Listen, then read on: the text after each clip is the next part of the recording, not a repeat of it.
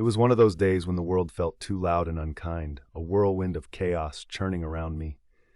In the eye of this storm, I found myself seeking solace in an unexpected place, a nickname. Silently, I repeated it in my head, a rhythm that soothed my nerves and slowed my racing heart. It was like a melody, familiar and comforting, a personal anthem that played just for me. The secret power of a nickname. Language, it turns out, is more than just a means of communication. It's a tool, carefully crafted over time, that can serve as a balm for the mind.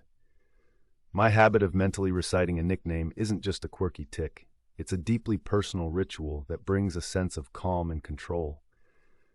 There's something about the syllables, the way they form and dissolve in the mind, that carries a unique frequency and rhythm.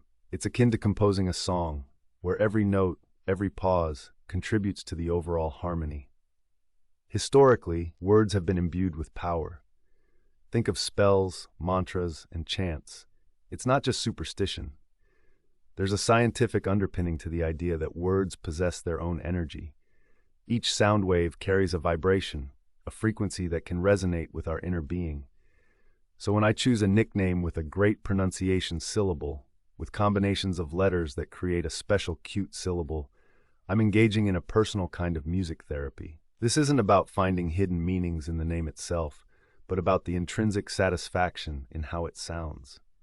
It's a secret language, a private tag that only I can define. It's my way of connecting with a deeper part of myself, a reminder that tranquility can be summoned with nothing more than a few carefully chosen sounds. The science behind your brain's song.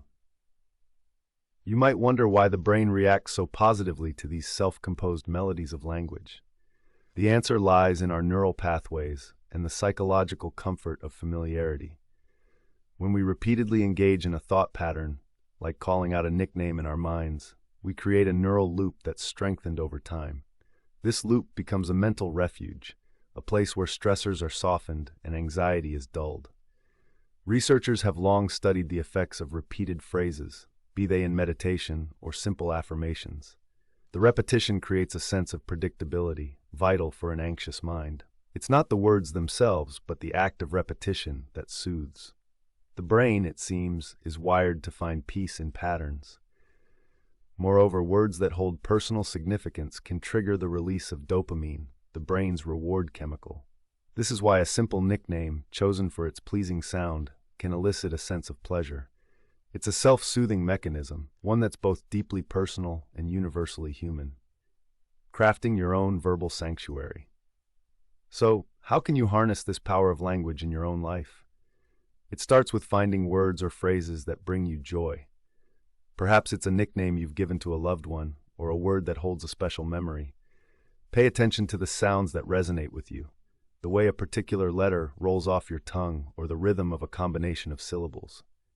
Next, practice the art of repetition. Like a mantra, let these words become a fixture in your internal dialogue. Call upon them in times of stress, exhaustion, or even boredom.